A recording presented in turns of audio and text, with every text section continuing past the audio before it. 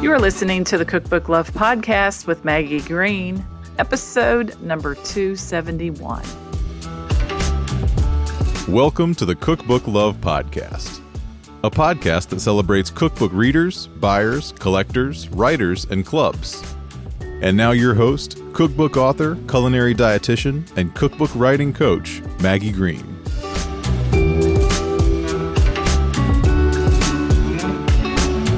Hi, everybody. Welcome back to another episode of the Cookbook Love Podcast. How is everybody doing today? I hope you're all doing well and ready for my interview with Anne Beiler.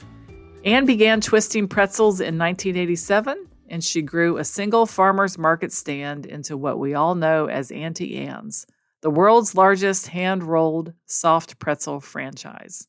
Anne's professional success, however, was forged after years of darkness, depression, and despair. Today, Anne speaks to audiences around the world, inspiring people with her authentic stories and life experiences. On the podcast today, Anne and I talk about her life growing up in an old order Amish turned Mennonite family, the birth of her business, and her cookbook come to the table. In her cookbook, she shares familiar recipes from her life growing up in a farm family of 10, and she does also share openly about the life events that led to her depression and despair. So I wanted to let you know that as we listen with compassion and love and learn about how Anne became the entrepreneur, author, and leader that she is today. So without further delay, let's dive into this interview with Anne Beiler. Hi, Anne. Welcome to the Cookbook Love Podcast. Thank you, Maggie. I'm grateful for the opportunity to be here today with you. Yeah, and I'm very excited that you're here. It's a joy to get to talk to you about, we're going to talk about a lot of different things, actually. So before we dive in, I always want to jump to all the good stuff, but we want you to tell everybody a little bit about who you are and what you do. Well, I'm Anne Beiler, and I'm founder of Auntie Anne's Soft Pretzels, which many of your listeners may be familiar with the soft pretzels and have gotten them in the malls or in the airports, or Auntie Anne's is in 26 countries, I believe, and in 49 states. And so we took a little, just as simple soft pretzel and some really good lemonade, and with the model of franchising, went around the world with that. Before that, I grew up in an Amish home, Amish Mennonite, first old order Amish, and then my mom and dad left the old order Amish, meaning horse and buggy and no electricity. And we went to the what they call the Amish Mennonite, which is black car Amish. So we, as a little girl and growing up, I looked like an Amish girl, but we were able to have a black car. And my dad farmed with the tractor, and we had electricity for the essentials, for daily essentials. So I grew up in a family of 8 kids, 5 boys and 3 girls, and parents that loved us and cared for us. And ironically, I never heard my mom or dad, till I was much older, tell me they loved me, but I never doubted their love for me, because they proved it to me by caring for me. Yeah. And my dad providing for us, working hard as a farmer. We were dirt poor farmers. And I remember sitting around the table 3 times a day. That was standard. There's no exceptions to the rule. Breakfast, we all had to be there for breakfast. Lunch in the summertime, we all had to sit around the table, and dinner as well. And we never started eating until everybody was sitting around the table. So that's really the way I grew up, and the way I think my love for family, for my parents, were just there for us all the time. And they took us to church every Sunday, no exception. We all piled in one little black car, and all 8 of us, and went to church. And so there was a lot of activity and a lot of work. The order of the day was responsibility, and most times, even as a little kid, some of it was very hard work. So I grew up in that environment. And Maggie, the older I get, the more I realize what a gift that was to me. And I treasure everything that my parents taught us. And growing up in that culture, I went through the 8th grade because in the Amish culture, even to this day, they go through the 8th grade or till they're 14. Mhm. And then they quit school and helped mom and dad on the farm. Yeah. So that was my growing up years. And you know what? I don't feel like I missed a thing. We had no outside, we had no radios and no TV, obviously. We had um, no music, like record players back in the day, record players, right? But I don't know. My mom taught us how to sing, and we made our own music, and we read like crazy. And all of us were great in school. All of us were A and B students. I mean, that's back in the day. It was pretty important. My mom and dad sent us to private school. Mhm. They didn't have the money to do that, but it mattered to them. So I really have a very strong foundation, and I say they gave me the foundation to weather the storms of life. And Yeah.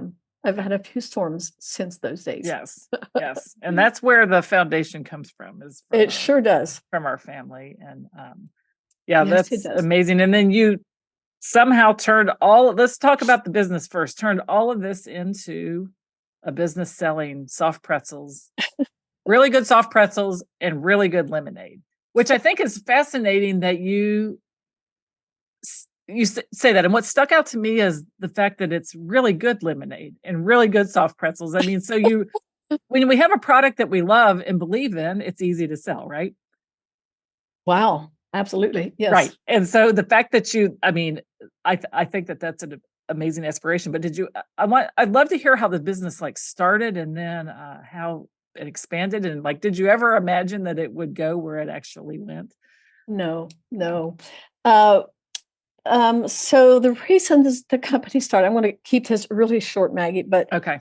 Jonas and I got married, and very young, as do all the Amish. My husband was Amish as well. So typical is 19, 20, 21, you get married and have a family, and that's what your goal in life is. Right. And that's what your dream was. So for us, it was that. And I always felt like I wanted to be a good girl growing up in that environment with my mom and dad, and teaching us about God, and you got to keep all the 10 commandments for sure. Yep. And so it was really ingrained in me to want to be a good girl. And I just figured if I was really a good girl, then probably nothing bad would happen to me. I don't know where that thought came from, but anyways, so my husband and I were married about 7 years, and then we had two daughters at that time. One was 4, and Angela was Luana 4, and the other was 19 months old. And I'm doing all the right things, being a pretty good wife, and I guess a pretty good mom, and never really experienced hardships in my life, And but that all changed on a one morning. Our sweet 19-month-old little girl was going up to my mom's house. We lived on the farm together, and we lived in a double wide trailer. And Angie and Luana would both come to my mom's house, just across the yard. So we lived real close. So it was a very safe environment. And that particular morning, Angie, as she was making her little trek up to mom's house, my sister was driving a front end loader tractor, and she'd always look for Angie. And that particular morning, she looked for her and didn't see her, and accidentally drove over her, and Angela was killed instantly. Well, that changed everything for me. Yeah. I mean, over time, I lost myself, I lost my faith, I lost the will to live. There's just so many things happened during that time. And in a couple of months, I went to see my pastor, who everybody loved and thought he was a good man, and went to see him just for some answers, and walked out of his office, and he took advantage of me physically.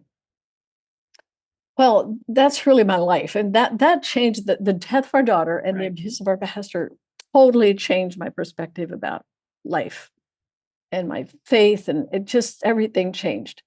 But so by the age of 36, I thought life was over for me. It was during that time, then after I finally was able to, I kept that a big secret, because I kept it a 7-year-long secret and never told anyone about the abuse, which was ongoing for many years.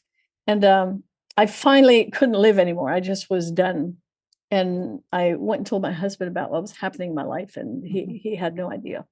Anyway, that one simple confession that I made to Jonas, my husband, began to change things in my heart. It was like I was feeling like the load of the burden and the evil of it all started to kind of melt away. Yeah. It took a long, long time, but that was the beginning of another life. So my husband then as we began to gradually talk and be married and get through all the evil of this together, after I told my secret, he was like a good man, never blamed me, never, somehow he understood what truly happened to me. And so he kept saying, how could this happen to us? He truly, it was so terrible.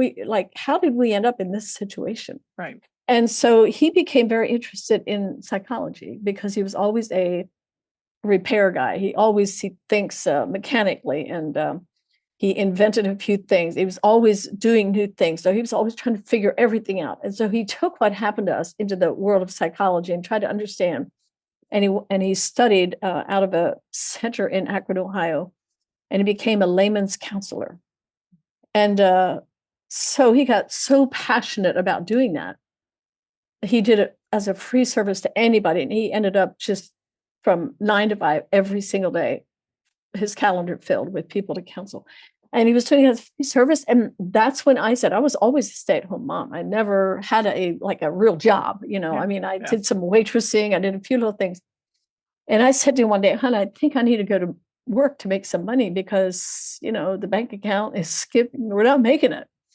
And we agreed to what he was doing, but, and it was okay. So he said, well, okay, so why don't you find a little job? So I went to work at a farmer's market in Lancaster, Pennsylvania, and I learned how to roll pretzels. Then I was 40 years old. Mm-hmm. And Auntie Anne's was birthed out of our pain. Our purpose was born. Mm-hmm. And that's why I have to tell that story, because the reason Auntie Anne's ever started was because I wanted to support my husband, who, first of all, saved me. And then he was in the business of he wanted to help as many families as he could. And I love that about him. He is my hero. He still to this day is my hero. And so that's why Auntie Anne's was born. I went to work to make the dough, to make ends meet.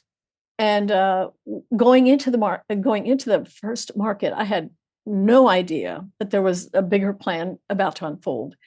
But we worked on the recipe that was in the store that we bought. They were making soft pretzels. So I knew nothing about soft pretzels until we bought that store. And so anyway, we started making pretzels. We didn't like the product. And I grew up as a baker in my house. And we may talk about that a little bit later. But I knew when I had a good product. Yeah. And I didn't like the pretzels. So for about maybe 6 or 8 weeks, we kind of tinkered with the recipe. And one day I was going to take pretzels off the menu. We had pretzels, pizza, ice cream, and drinks. And my husband was with me at the market that day. And I said, I'm going to take the pretzels off the menu because they're horrible. They have no flavor. They're kind of like white. They're just awful. And I'm going to take them off the menu. And he said, hon, before you take it off the menu, let me try something. So he told me what he wanted to try. And I said, well, by now I'm totally frustrated because I really wanted to do pretzels, but they just were terrible. And so he said, let me just go to the store and get some things and I'll add it to the recipe that we have. So he did. And it came back and voila, Auntie Anne's pretzels were born. And let me tell you, it was like instant, like customers from that moment on, Maggie, we could not make the pretzels fast enough. And at that time, we had one store. We did 2 the very first year. We did 12 the next year, 35 the next year, and 50 or 60 the following year.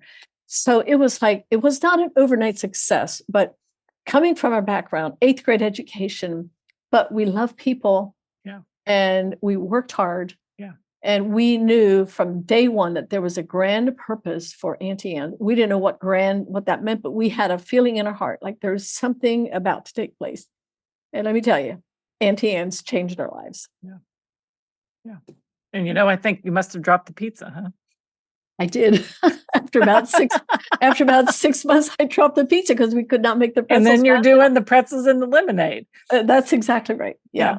Amazing. Yeah. And like I said, I think when you know you have it took you had to get to the right product to get that excitement. Yes. And I think it builds belief about what you do when you have a product that is the best. It's just the best pretzel. Yeah. And you're right. If you're trying to start a company and you don't believe in your product, like Yeah. if you really don't believe it's better than the best out there, maybe there's something that's about, equal, maybe. Yeah. But I knew what we had was better than any soft pretzel out there, Yeah. because the world really didn't know anything about soft pretzels Right. at that time. Philadelphia pretzels were sold on the street, so there was some, but nothing like a hand-rolled soft pretzel in front of your as you're waiting for your product. It was the very first, and it just became very exciting. And I knew we had a better than the best product. I'm telling you, I was a wild woman about, you got to taste our Well, product. it's like, if you haven't had one of my pretzels, what is the matter? This is the best pretzel out there. So when we talk technically then about Philadelphia pretzels and the soft pretzels, are the Philadelphia pretzels more like based on a bagel recipe? It's like a bagel base. Yes, absolutely. correct. I don't know which what is the fun, which is what they are. That's right. They're known for being that, and that's what they are. And yes. So I think it's important when you talk about food, like, not that there's any, like, it's not better than the Philadelphia pretzel. That's not what I'm saying. I'm just saying, in the soft pretzel market. Oh, that was right. Yeah. The best. Right. Because Philadelphia pretzels are wonderful in their own right. People love them for what they are. And there's people in Philly that would never eat anything else. And people that are outside of Philly that go there just to get the pretzels there. Sure. And so the challenge that we had, Maggie, was everybody knew about in our area. Everybody knew about the Philadelphia pretzel, because we were in a town called Downingtown, not far out of the city. Mm-hmm. And so many people would come up to the store and they'd say, "Oh, I don't like pretzels." And that was like, "Oh, okay, let me just give you a whole pretzel." Right. So we had to introduce and re-educate people about what an Auntie Anne soft pretzel was. And what we did is we sampled the heck out of the product, and we made our logo with a blue pretzel, because I wanted everybody to know this is not a normal pretzel. This is not the kind of soft pretzel that you've had in the past. This is a new thing. So we worked pretty hard at educating people about what an Auntie Anne pretzel was all about. And you would pass out samples as people were walking by, or just let them taste them. Oh, that became part of the franchise agreement. It was in the agreement that it was mandatory that you sampled the product. Yeah. And I would be shocked if there's anyone listening to this podcast that has not had one of your pretzels. I would imagine most of them have. I can't say 100. Let's say 99%. There's never 100, right? No such thing as 100, but maybe 99%. That's right. Exactly. I know I have. I still see the stores. I think I've seen them in airports now. Sure. So we sold the company. So I'm not I'm not in tune with the locations and where they are and how many, but they're right around 2,000 locations. Around the world. Yeah. No, I think in the, the obstacles and the things that challenges and pain that we face in our life, it definitely, if we keep going, it's always part of the story. Well, and I think you grew up in a large family, which I did. I think what you learn in a large family, for me, growing up on the farm, it was all about perseverance. And perseverance, my definition of that is you simply do what other people don't feel like doing. Perseverance. You got to do all the things that you don't feel like doing. And as a little Amish girl, let me tell you, I got up at 5 a.m, and I was probably 6 years old before I went to school. We carried milk, and I baked pies and cakes for my mom and dad when I was 11 and 12, all by myself, 60, 70, and 80 pies and cakes in the basement of our farmhouse. So did I feel like, no, I remember crying, going down the steps, baking, because mom was gone and I had to do this by myself as a little girl. But that's a very common thing for Amish families even today. But perseverance, I promise you, if you will just keep doing, even when you don't feel like doing it, you will have some level of success that other people will never have. Yeah, I think you're right. And I think that, it ties beautifully to what we're going to talk about with writing cookbooks. There's a reason that a lot of people that want to write cookbooks don't write cookbooks, and that's because they don't do what they don't feel like doing. There you go. Perfect. You have to do what you don't feel like doing. And I'm not talking about the beginning of a project. The beginning always has this honeymoon feel to it. It's great, and it's very exciting to think about the potential of this. So right. And then you get into it, or you get offered a contract, and you've got to create that cookbook manuscript. And you don't have to. I guess you could always back out of the deal, but I'm always like, I was just talking to someone about this today. I think the best strategic byproduct of writing this book, at least for me, I don't know if you agree with this, you've exercised this in a lot of different ways in your life, but this one project, it taught me that if I stuck with it, and if I put some time on my calendar and I showed up to that time and did what I said, I did what I wanted myself to do. Absolutely. Mm-hmm. Mm-hmm. I love Wasn't that what line. anybody else wanted me to do. No one was making me sit down. Say that again, because that's a good line. I said I was doing what I wanted myself to do. There you go. I had to like train myself to do what I wanted to do. Mm-hmm. And perseverance is part of that. Like, because totally. As you're training yourself, wow. I mean, overwhelming. And I can tell you, doing my cookbook was probably, I mean, I have done a lot of hard things in my life, like yourself. I mean, life is hard. That's what I know. Yeah. Life is hard. God is good. That's what I know. But life is hard. And, perseverance and discipline is what I did all of my life to get through anything. Like starting the company, there was 3 things I didn't have. I didn't have a formal education. I had no business plan. I had no money, no lie. I didn't have any of those. So perseverance and discipline is what got me there. Took me there. So I did a lot of hard things. But when it comes to the cookbook, my manager, man, he had to like call me occasionally and say, Annie, did we get this done yet? I'm like, wow. I'm working on it. It was one of the hardest things done, because I think I have about 110 recipes, which is I would say a medium-sized, I guess, cookbook. I'm not a cookbook junkie, but I'd say 110 is, it's medium. I'd say it's probably medium. Yeah. So anyway, but I baked and made all of those things 3 times. Yeah. And I had no idea it would be that hard. But isn't that the truth with almost anything that you pursue, any dream that you have? Like you said, the honeymoon stage. Yes, I'm going to do this. Great, I'm going to write this book. It's like, okay, now I've got to really like produce this book. And I've got to create the food and write it down and try it again and make sure it works in people's kitchens. And then I got to like put it all together in some sort of order.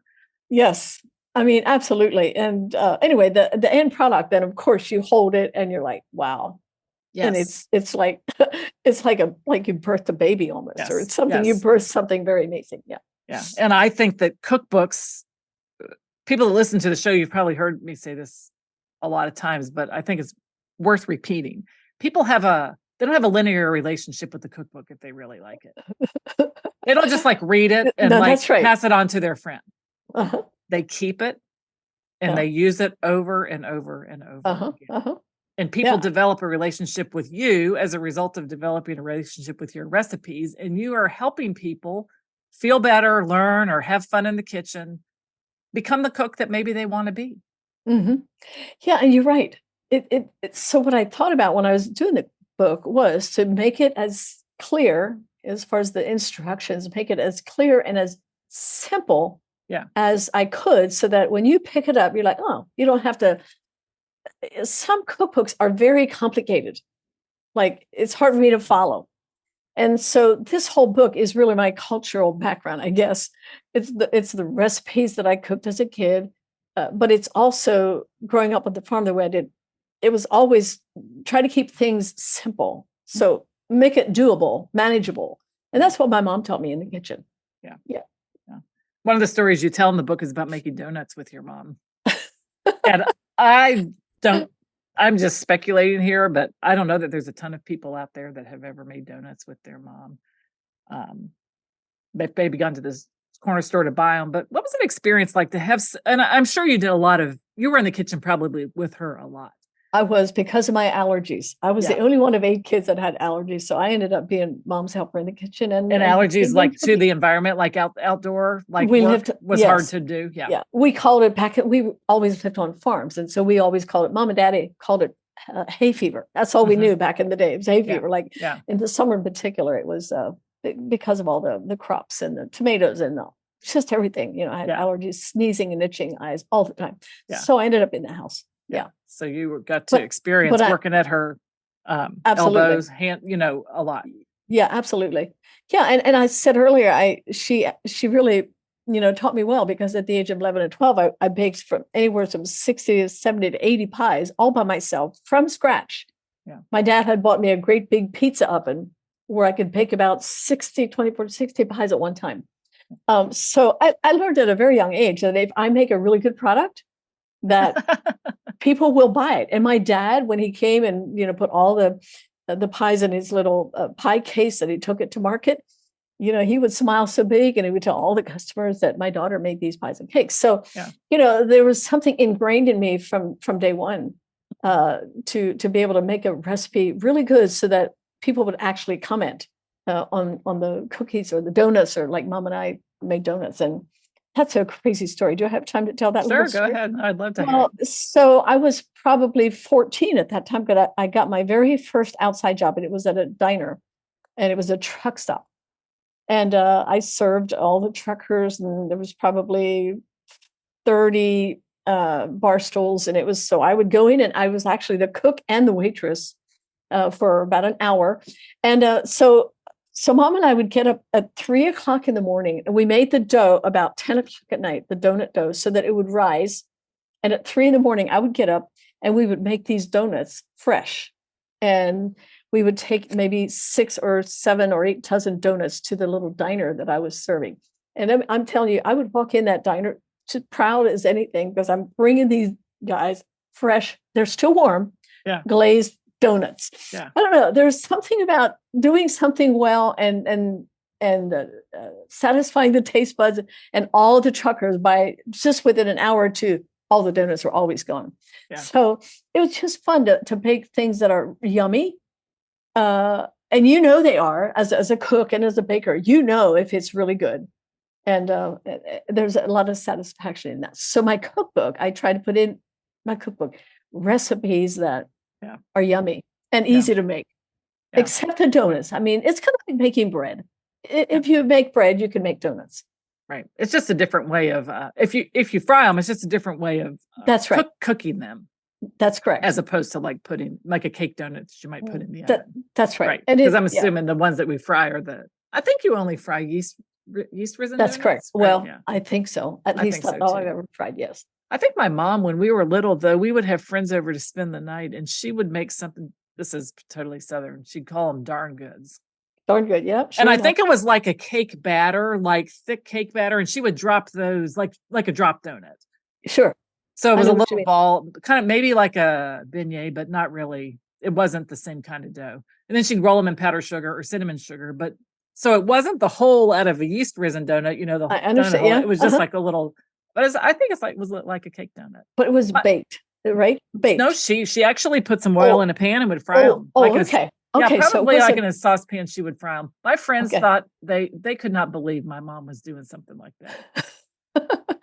And when you have a good product, you actually eventually becomes your signature product. You know what I mean? Yeah. If it's a cookie or a cake or some sort of a pie or whatever. And that's what people, they ask for that all the time. Yeah. So you were kind of in training for Auntie Anne's back then. You didn't even really know it. I mean, you know what? Your past, your history, there's nothing wasted. It seems, kind of mundane and normal. And for me, it was a normal life. But as I look back, I truly can see how it was really setting me up to do Auntie Anne's one day, even though that was never a part of my goal or dream, or I certainly was not looking for a career when I was 40. Yeah. And I think that we have to for life to truly be lived to the fullest, we have to be open to opportunities that absolutely themselves, things that we need to do in life, whether they're hard or not, just making them, just continuing to move forward. And it is amazing sometimes the opportunities that become available. Yeah. Yeah. I would never have dreamed. I mean, come on. I didn't even plan to do this. You know what I'm saying? Yeah. It just was such a wonderful opportunity. And I've always said that Auntie Anne's has grown me up emotionally, spiritually, professionally, financially, and personally. I just, it grew me up. I cannot imagine my life without Auntie Anne's, because again, I knew nothing about business, but I learned so much in the almost 20 years that we did business. And the end result was I had the courage to write a cookbook. I mean, I would never have, I thought I was done, Yeah. So what led to you after having Auntie Anne? I'm assuming, did you sell the business before you started on the cookbook? Oh, yes. Oh, yeah. We sold the business in 2005. So we owned it about 20 years. And then, so that's almost 2005 is 18 years ago. Yeah. Yeah. So why Yeah. a cookbook then? I mean, why at this stage did you want to do the cookbook? Well, the name of my cookbook is Come to the Table. And that was honestly kind of the impetus for a cookbook. Because as I mentioned earlier, Come to the Table was our culture. And that's where we got to know each other. That's where we talked about life. That's where we learned how to share. Because we lived in the days when we didn't have plenty, but we always had enough of food. But like ice cream or extras like that, we had to share so many things. But coming around the table was our connection point. And I just feel like there's room for that today.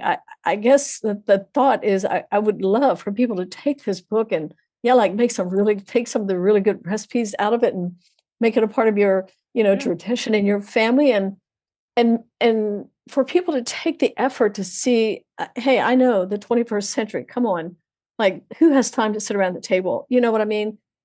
But I think there are different ways you can do that. But make time for your family to come together. Maybe it's a picnic somewhere, or maybe it's. I mean, most of us go out to restaurants. That's okay too. But coming around the table of some sort where you cook the meal.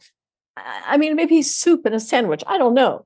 It doesn't have to be extravagant or even complicated.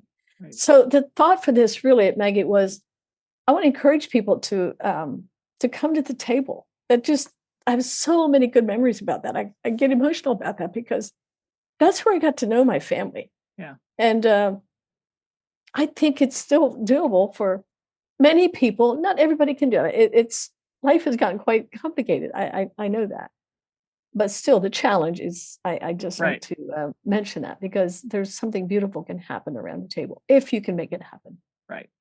Yeah. And I think that it is a place where you can gather people together. You can invite people to eat with you. You can share something. And when that act is done over and over and over and over again with the same group of people, it's a foundational thing that really is a shared memory that people have. Just a strong connection. Right. It's like, I don't know who I was talking. I talked to one of my children the other day on the phone. My youngest one's in college still. It could have been him, but we were talking about, he took a trip to another friend that he went to high school with to his college, and they were watching where my son goes to school play football against where his friend goes to school. And they were at the game, and a kid came from another state.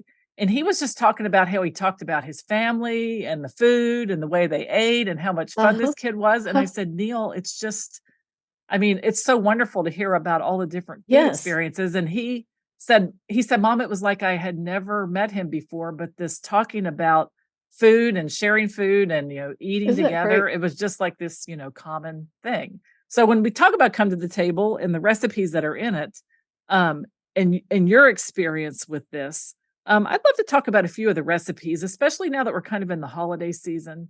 What might come to mind as a few of the recipes we might direct people to that would be something that you think they might want to try, or something that's a little bit different? Could be a technique that was in there that you think they might enjoy this time of year. Well, one of my favorite holiday pies is my pumpkin pie. It's kind of like a pumpkin custard pie. So I recommend that. It's very, very easy to make. And also in the cookbook, I have a pie dough recipe, pie crust recipe, which again is very simple. But I've done it for many, many, many years. I've made pumpkin custard pies ever since I'm 10. So I've been doing it for over 60 years. So I'm saying it's simple, it's easy. But I know when you do something for the first time, it's a little more, you have to learn a few little tricks, but I recommend the pumpkin pie. The other thing that I love for the holidays is there is a caramel corn recipe. And I want to tell you one thing about that recipe, though. That is my favorite. There's many cookies and most everything that's in this cookbook are things that I have made and love to this day. I'm just thinking about some of the signature things. There's a soft sugar cookie, and then there's the caramel corn. And the soft sugar cookie is very unique to, I want to say, maybe the Amish culture, and the caramel corn. I don't know if it's unique to the Amish culture, but it's something we've done for many, many years. Yeah. But what I want to say about the caramel corn is I made one mistake in this cookbook. I forgot one ingredient in the caramel corn. So those who are listening, if you buy the cookbook, you have to add 3/4 of a teaspoon of baking soda to the caramel corn. And I was devastated, Maggie, when I went through my cookbook. I couldn't believe it. It happens. It happens is what I hear. Some people have told me that. I know, but it's such a hard thing to imagine. As many times as I've been through these recipes and I've made them and I've written it down, it's like, how could this even happen? Oh my goodness, exactly. So the next order that we're going to put in, of course, we're going to make the changes, but right now, the cookbooks that are out there, that is a mistake. But the caramel corn, add 3/4 to 1 teaspoon of baking soda to your recipe. Okay. And you add it to the brown sugar and the molasses. It says, I was just looking, I looked it up here. It says add the king syrup. Yes. King syrup, it's like Karo syrup, right? It would be a dark Karo syrup. But if you can find king syrup, you can get that on Amazon. It's a little different, but yes. And then brown sugar and vanilla extract. So you put the baking soda in with that. That's correct. Yeah. And bring it to a full rolling boil. Bring it to a boil. Yeah, that's right. You're good. You've done some recipes yourself. I can tell. I have. I happen to have done a lot of this. So yeah, that's where it would go if anybody buys it. Yep. It's very important. I mean, the recipes have those little things in there. I mean, everything is important. So the soft sugar cookies, I want to mention that to you as well. Mm-hmm. And again, I've made those since I was 8 or 10 years old. And the secret to those are, and I mentioned that in almost all of my recipes, what kind of flour to use. And the secret of those is the sour cream and the amount of baking soda that you put in there. It's all in the recipe, but and you bake them to a golden brown. It's one of those cookies that you put out in front of your guests, and you always get, this is different. Wow, this is good. So it's I think a unique, and it has the nutmeg flavor. And you said it's the sour cream and the baking and the cream of tartar. It's the sour cream and the baking soda, the right amount. Soda. It's in the, but you got to do it just right. Yep. That's all in. It looks like it's all in here, and that makes it is. Yep. Yeah. It's kind of like when we did Auntie Anne's. I always go back to that because I've always told every franchisee that bought into Auntie Anne's, if you follow the recipe, if you follow the system, every detail, you will be, I couldn't use the word successful as a franchisor, but you're going to do very well. But if you try to cut corners and you don't really pay attention to the details, you're not going to do all right. Yeah. So it's kind of the same thing with recipes. Yeah. Everything is in there for a reason. If you can follow it, every detail, you'll probably have a very good product. I think so too. And the one that caught my eye as I was going through too, there's a recipe with some beautiful photography for your mom's sand tarts. The ones that are in here are cut like stars and actually have like Christmas colored sugar. That's correct. And it's what we did over the holidays. Yeah. All the time. And now, I mean, you can make them any time of the year if you want. And a lot of people make them in the Amish community now. It used to be only Christmas, but now they're such a hot item in the Amish community that you can make them for like maybe Halloween or Thanksgiving or, Easter or whatever. And it's a very good, very crispy cookie, very thin and very crispy. Yeah, they're really pretty. Very nice. So something I love talking about regional food topics, different things here in the United States that are regional specialties. And the shoe fly pie comes to mind. Yes. You're the perfect person to probably ask about that. I'd love to, if you'd tell us a little bit about shoe fly pie. Well, it sounds, it's a molasses. Again, it's the king syrup molasses. And I highly recommend that. Don't use Burr Rabbit molasses. It's a very different flavor, obviously, but it makes it very different shoe fly pie as well, which I've tried all the molasses. I mean, all of the different kinds of molasses. So I would highly recommend that you use king syrup for the shoe fly pie. And the secret to the shoe fly pie, again, the recipe is very simple. It's not hard to make. But when it comes to the baking, again, shoe fly pies, I made them ever since I was a little girl.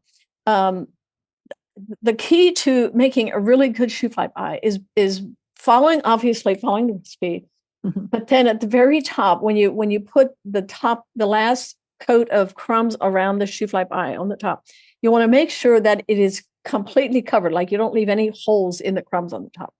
Well, and the reason you do that is because if you don't cover it with the crumbs completely covered, then sometimes the syrup may boil up over the crumbs and the pie won't look as nice. And sometimes around the crust edge, it's really important to kind of tighten the crumbs around the crust edge so that it doesn't overflow. And so, yeah, making a shoe fly pie is probably one of the hardest pies to make in my cookbook. The ingredients themselves are easy to put together, but then the actual baking of it is really, it can be a little more difficult. And is it to get it to cook enough, or is it to get it to the correct consistency when it's baked? Is that what makes it tricky? The correct consistency. And you don't want to make your shoe fly pie too full because there is some baking soda. If you make it too full, too much definitely syrup, overflow. Yeah. It overflows. So again, follow the recipe to the T, and it should work out just fine for you. Yep. So you do have a specific way that you put a cup of the syrup in the bottom of the crust. That's correct. Then add crumbs on top of the syrup. And another half a cup of syrup, and then more crumbs. So you actually kind of layer the syrup and crumbs in the pie. That's right. And I usually, when I say layer, I use my hands, and I have just a big handful of crumbs, and you spread them around first, and then more syrup. And then there's plenty left for the very top. You need more for the top, again, to cover all the syrup so it doesn't flow over. Yeah. Why'd they call it shoe fly pie? Okay, well, that's interesting. The story behind that is they used to make shoe fly pies all the time. They make them actually for church. And if in the Amish community, they still to this day have churches every other Sunday, and they do it in their homes. And so you serve a meal with that. So they would always have shoe fly pies. In the summertime, if you made a shoe fly pie, you would put it out on the porch to cool it off. And the flies, they always said that you got to have somebody out there to shoo the flies away because of the sweet molasses in that pie. That's what I know. I don't know how legit that is, but that's what I've been told. Yeah. So it's called shoe fly pie because they would put them outside to cool down, and they needed somebody there to shoo the flies away from the pies. Yep. Sounds like, I would think that sounds legit, really. Yeah, I think it's probably pretty legit. Yeah. Well, there's also a lot of good, recipes for soups, salads. Oh, yes. And also, a couple of, like baked chicken, and also have a roast beef recipe that is fantastic. Again, very easy. Now you mentioned, I don't think we had started the interview yet. You mentioned when we were introducing ourselves that people may look at this cookbook and think this isn't for them, right? Like, it's too, but you had a way of describing like the importance of a collection of recipes like this that I love. And I think I'd love for you to, why this collection? What was it about these recipes that meant come to the table to you? Mm-hmm. Well, I just really wanted to put it out there. All the things that my mom taught me how to make and to bake and to cook, to bake and to cook. Well, frankly, I didn't know what else to put into the cookbook. I do have many friends, of course, but I have a couple of recipes in here that were my favorite as well that I got from friends. So I would say 85% of the recipes are recipes that I cooked and grew up with. Yeah. And then there's maybe 15 or 20% that I've gotten from friends that I loved what they baked and put that in the cookbook as well. Right. So I think that it's all I know how to do. Yeah, so exactly. I've always said I am not a gourmet chef. I can make a very tasty meal. And a lot of the things that you cook with in the Amish community, even today, is a lot of butter, sugar, and many times they use lard in their recipes, but I have adapted to Crisco because if you use lard, there's a very different what's the word I'm looking for right now? It's not the word is not coming to me. But when you use the consistency of a cookie, when you use lard versus Crisco is very different. So you have to modify how much you use. So I've adopted all of my recipes. I believe they're Crisco instead of lard. And I guess Crisco then is always a consistent product. It is. It will create a consistent product. Whereas lard, maybe from where you get it, it's not. Exactly. That's exactly my thoughts. Thank you for clarifying that. Yeah. So, and most of the like the meats and the chicken and the things the dishes like that, the casseroles, the Amish way of cooking is still like with my vegetables, it's all salt and butter and a pinch of sugar. So you can look at all these recipes and you can delete any, salt, butter, pepper, anything that you want to delete it to your taste. But they still make and bake things that way today. Like it's the calories are part of my cookbook. I hate to I shouldn't well, that's say okay. that. Yeah, no, and I think it's important for you to hear you say that. And that's what's so important about everybody's cookbooks. That's right. Is I believe that if you're going to write something about your past, your current, it needs to be a lived experience of what you do. I think that's the appeal. It is the appeal. I 100% agree. So yeah, I think it is the appeal. Because if people, when you buy your book, when everybody buys your book, which they're going to do, gives it to their friends, whatever they do with it, it's coming from you and your lived experience of growing up in Amish. Yeah. And this was the food that we ate. You're not making this up. This is it. No. Right. Exactly. No, I did this every day of my life. 100%. Or back as I can remember. 100%. So there are some good recipes in here that are light. Sure. There are things in here that are light, and I'm a very light. I don't cook a whole lot nowadays. Really, I'm sort of beyond that stage. I mean, I still enjoy it, but I still, if I do cook, I cook an Amish meal. That's what my friends want when they come to my house. So, but what do I eat? Most times I eat very light. I eat vegetables, and I'm very conscious about calories and carbs and all that stuff. I'm not a diehard, but I'm very aware of that. So. I don't gouge or overeat when it comes to the recipes in my cookbook. I'm very And that's, and I think that I always tell people for our first books, if you write about something that you have lived and it shows when you talk about it, it shows when you write about it, it shows if you go do a class about it or speak to somebody about it, it just you ooze what your cookbook is. So let's just flip this story around a little bit. And if you tried to write a book about growing up in Central Kentucky, or I tried to write a cookbook about growing up Amish, it wouldn't work. No. I could collect Amish recipes and publish them. You could collect Kentucky, seasonal recipes and publish them, but it's not the same. So right. You wouldn't have the stories. You have pictures of your family. You have stories about the food and your experiences with it, and it's just not the same. So, so there's no emotional connection. If I tried to write about Kentucky food, there is no connection. So that's why, and that's I'm totally immersed in this cookbook. So if I wanted to travel to where you grew up or learn about the food from there, but I couldn't get there or I wasn't able to go or I just wanted to learn about it, I think picking up cookbooks is a good way to kind of learn about a culture and a community. And the same thing for Kentucky Fresh. You could read about it, how we love UK basketball, UK football. We have the Kentucky Derby. We have cornmeal. We have bourbon, all the things that go on in Central Kentucky and in Kentucky. Fresh vegetables, gardens, ham, all that kind of stuff. And that's a beautiful thing. It's because I grew up right. That's right. So that's what I love about you and your book is your willingness it's honest, and that's what it should be. Mm-hmm. Yeah, there's nothing fake about my cookbook. No, nothing. Right. So that's good though. I love it. Yeah. So I'm excited with the holidays here to try. I'm going to have to try the cookies. I think I'm going to try both of them. Okay. Yeah. And the sugar cookie. Yeah. And let me know. Oh, see, that makes me nervous when I think about it. Does. It makes me nervous. I when know think people would say, I made such and such out of your cookbook. I'm like, did it work? I know. That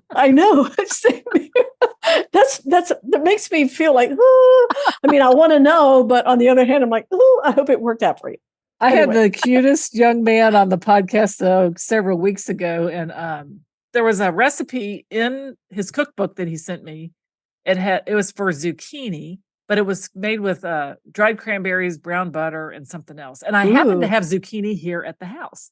And so I thought, I'm going to make that. I really wanted to try it. And it was very good. It was a very simple process and a very simple application. But I just loved the way the dried cranberries went with the zucchini and the little bit of brown butter and the nutties. It was delicious. And so when I told him, I said, I made the recipe. He's like, really? I said, yeah, I did. It was great. Did he write a cookbook? Yeah. Oh, okay. Yeah, he wrote the cookbook, and it was a recipe in the cookbook. And he he always loved to cook. His name's Jeremy Sheck.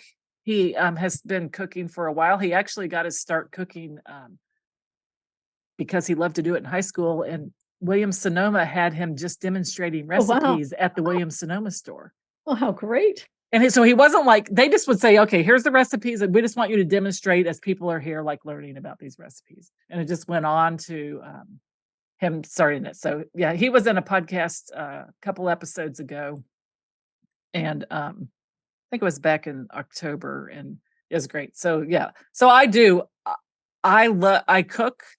I love cookbooks. So I think this is like the dream job for me to have these. I was going to say mailed to my house. That's fantastic. You mentioned brown butter with the gentleman. The zucchini, yeah. And so do you know about brown butter? I have that in my recipe as well. I mean, well, it's funny. Growing up, and even in the cooking I do now, I don't use that as a technique a lot when I cook. What's your experience with brown butter? Oh, brown butter that's part of the Amish cooking. Like you brown the butter and you don't burn it. I mean, I even put a recipe in there how to do it. How to not burn it. How to brown it and not burn it. Yep. But then tell us how would you use it? Like what would it be in? You put it on top of your mashed potatoes. So you when you have mashed potatoes, you make a little spoon, you spoon a little hole in the middle of it, and put the brown butter. And you got to try it. I do need to try it. It adds a flavor to your vegetables. You can put it on corn, any vegetable. Who knew we were using a Amish technique? I mean, exactly. What did you do with brown butter? I put it on the zucchini like his recipe said, but I really, like I said, I don't usually, it's like if we were going to make, my mom made mashed potatoes. She'd make a big bowl of them. She'd put the dip in it, but she would just plop a couple tablespoons of probably margarine. Margarine, yeah. Yeah, margarine. My mom did that all the time. Yeah. We were, butter was like, because we didn't grow up on a farm. Well, sure.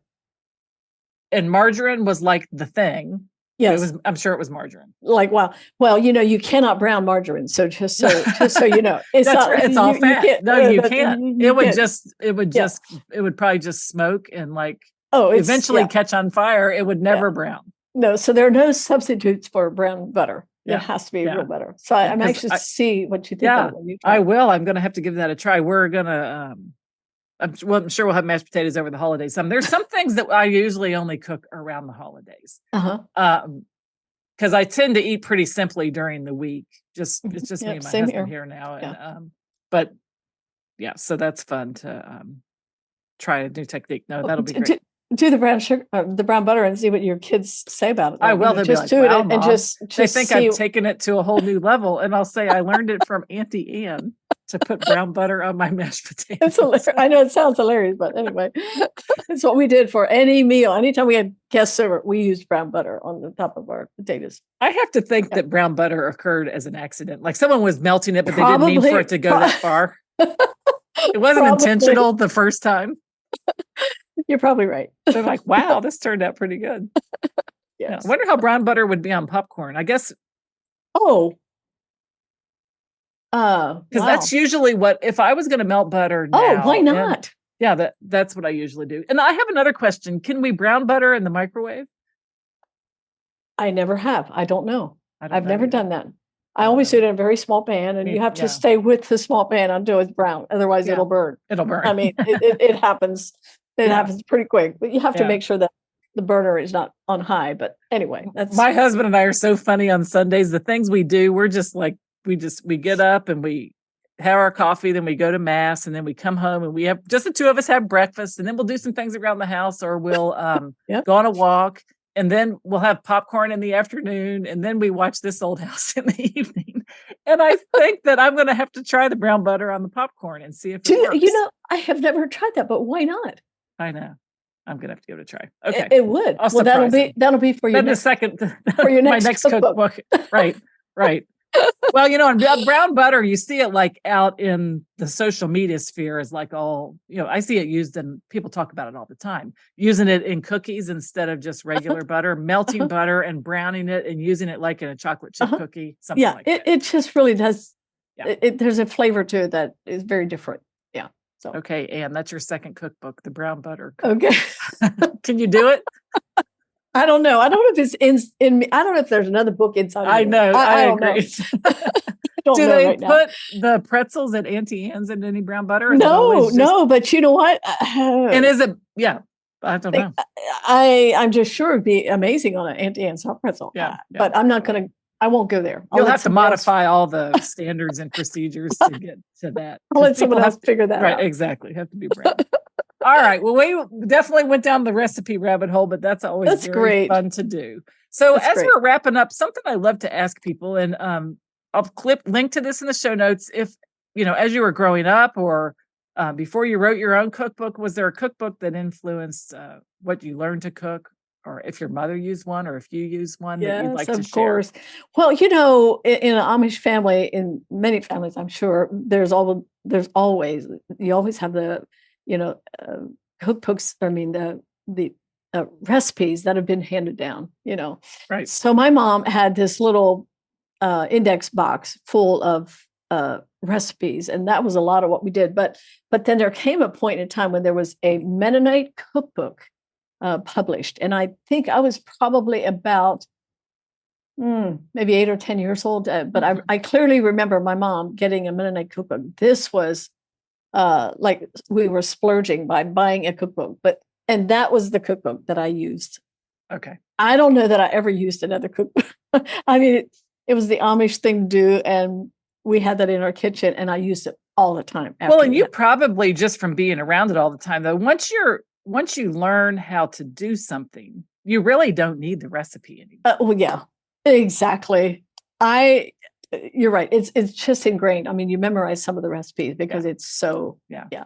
And certain ingredients create certain things. And I mean, you just know all that stuff. Yeah. So that's all through the practice of that. So what about your mom's index box? Does somebody have that? Yes. When my mom passed away, we had an auction and one of my siblings bought it.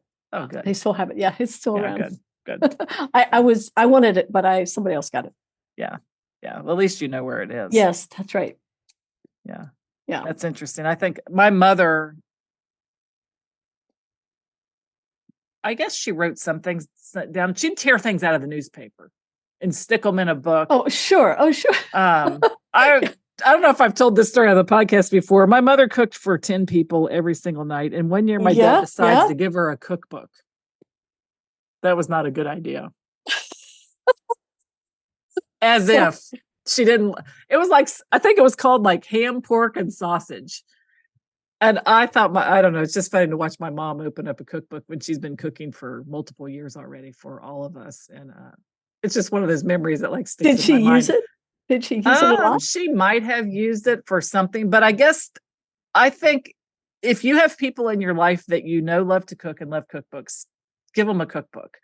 I don't know that my mother loved cooking. I think she did it out of necessity. Sure. And she certainly didn't collect cookbooks. So I think it was just a poor gift choice for my mom. The cookbook was really for my dad. Oh, okay. Because he was hoping to get, I'm sure, whatever he saw the recipes for in there, but he wanted mom to make them. Yeah. So funny. Then when he got older and retired, one Thanksgiving, he decided he was going to make some kind of special stuffing. And I think I made it with him. And it was really funny watching him in the kitchen, like putting this stuffing together, you know, and being very exacting about how he was doing. I like, Dad, we really don't have to be that exact with exact number of cups Yeah, of yeah. bread cubes, you can kind of like, he's like, we don't. And I said, no, I mean, it really, if it's 12 and a half cups or 13 cups, it's probably Absolutely. okay. That's the way I learned, I did a lot of cooking and baking that way. Although I do know with baking, there's some things that I had to be rigid about, like the recipe had to be just right. And that's why in my cookbook, everything, you just got to follow it all to do it well. So in closing, let's wrap this all up with a quote you have from your mom in the cookbook. What would she always say to you all when you were growing up? There's a number of quotes, but she always said this, I think, every day. Today is a good day to stop grumbling.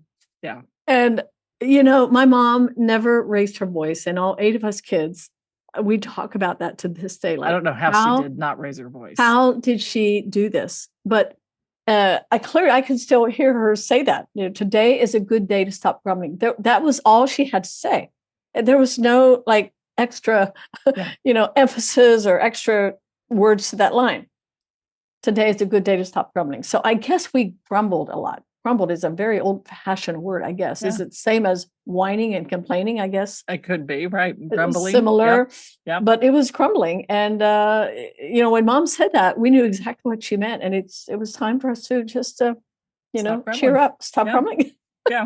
She had a wall plaque on the wall that had it also right above the kitchen sink. And perhaps in some way it was a message for her as well. Well, I'm sure. Raising 8 kids, you got to keep yourself in check 24/7, and she did. She sang her way through life. I love that you said you all didn't really have access to music, but she taught you how to sing. She did. I mean, and we knew every song.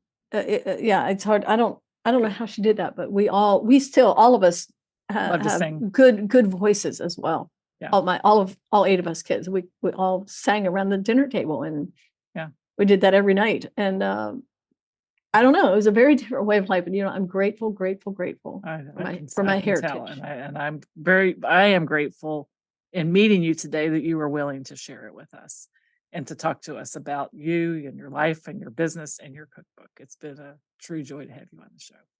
Well, it's been a joy to be on the show. And Maggie, you're great as well. I really feel like we had a great connection. So thanks to you for that. Yeah. And I wish you nothing but the best. Enjoy your holiday season.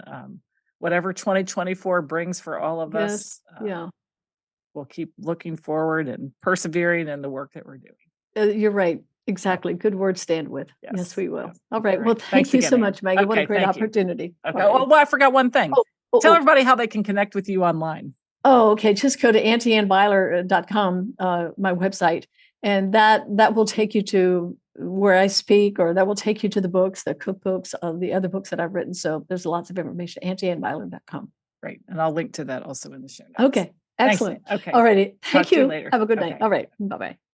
Thank you so much for joining us today for this episode of the Cookbook Love Podcast. Again, all the links can be found in the show notes at www.cookbooklove.co.